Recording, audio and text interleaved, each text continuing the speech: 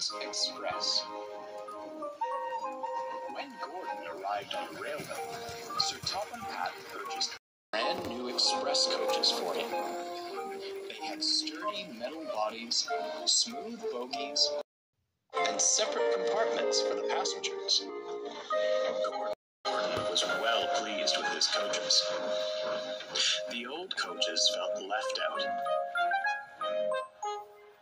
Time and wear led the railway inspectors to see them as unworthy of the main line. The coaches were most upset. "Cheer up," smiled Edward. "You'll still be useful on the branch line trains." "Branch lines?" they shuddered. "How embarrassing." While Henry was shut in the tunnel, Edward took over his local trains. He knew all about being left behind and brought the old coaches out every chance he got. This cheered them up, until Gordon voiced his opinions. "A pity," he sniffed. "But that's the price of progress. Why, even you would have been a prime express engine at one point, Edward. I suppose it's only natural that modern engines require modern coaches." "Is that so?" smirked Edward.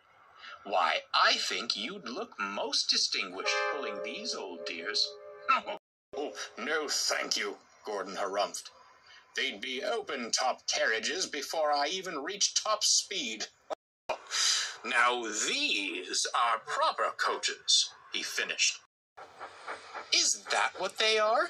I thought someone had stretched out the goods vans, and you were doing some real work for a change," laughed Thomas. Edward couldn't help but chuckle, and Gordon fumed out of the station. His mood didn't improve on the main line. They were running well.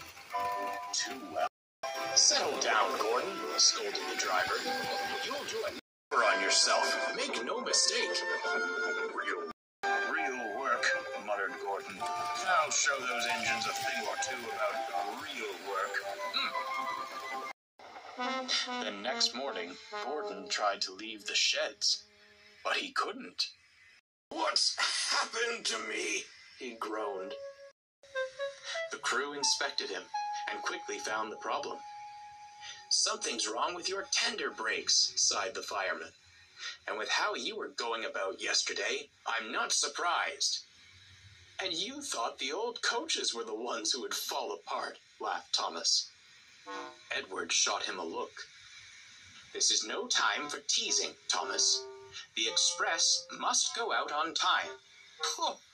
"And how?" grunted Gordon. "You aren't strong enough to pull those coaches, Edward."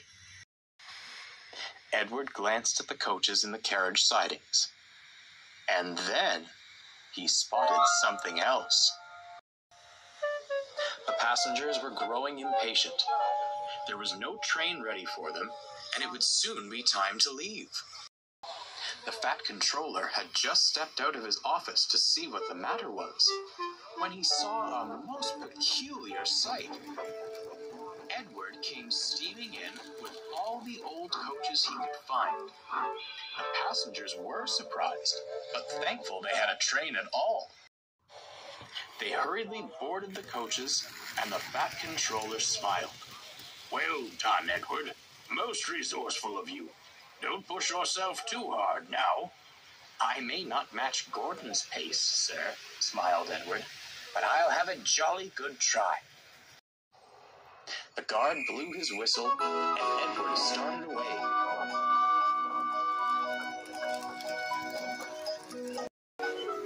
Soon, he was coasting down the main line, making excellent time. He whooshed through the tunnel, giving Henry quite a surprise. "Go on, Edward, go on!" he cheered. Come along, Edward puffed. "Gentle and fast." "Gentle and fast," cooed the coaches.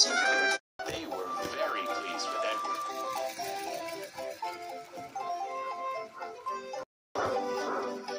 At the last gas station, the passengers cheered and thanked Edward. The engine at Vickerstown was most amused, but looked on with admiration. Edward just smiled. He was thankful for a rest. When he returned to Soto, Edward spoke kindly to the old coaches. "Well, dears, how did you fancy a return to the glory of the express?" "Oh, it was lovely, Edward," smiled one. "Although," added another, "perhaps you were right. Some leisurely branch line work sounds most enticing." "Well," Edward laughed, "I'd say it's time for a well-earned rest in the carriage shed. Come along." That won't be necessary." Gordon slunk up alongside. "The Fat Controller has given me temporary reprieve from the rigors of mainline work to rest my wheels," he stated grandly. "I shall escort these fine coaches." "That's not what he said," smirked Thomas. "He said you were to shunt in the yard until you learned not to be so big in the smoke box." "Take us away, then. Double quick, chop, chop," ordered the old coaches. Edward and Thomas laughed. Gordon went red in the face and shuffled silently away.